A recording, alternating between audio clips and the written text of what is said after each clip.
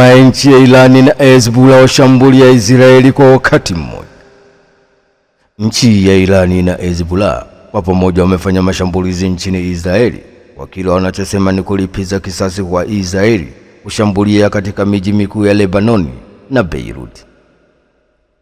Hawakuwa Irani peke yao walifanya mashambulizi nchini Israeli kama awali ilivyoripotiwa, bali hata Hezbollah alirusha makombora mengi zaidi ya 12 kwa wakati mmoja kulenga katika maeneo mbalimbali nchini Israeli. Nchi ya Israeli imeripotiwa kudungwa makombora yote matatu yaliyorushwa na Irani, huku baadhi ya makombora ya Hezbollah yakitua moja kwa moja katika eneo la Israeli.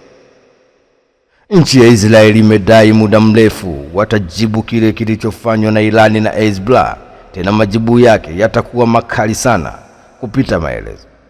Ni taarifa kutoka huko nchini Irani na Hezbollah kwa pamoja wamefanya mashambulizi nchini Israeli kwa kile wanachosema ni kulipiza kisasi kwa Israeli kushambulia miji mikuu ya Lebanon na Beirut.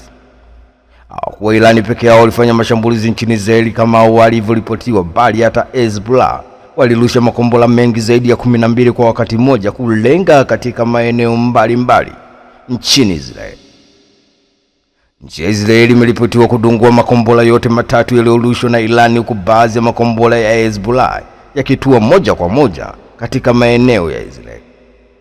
Israeli imedai kuwa muda mrefu watajibu kile kilichofanywa na Irani na Hezbollah, tena majibu yake yatakuwa makali sana kupita maelezo.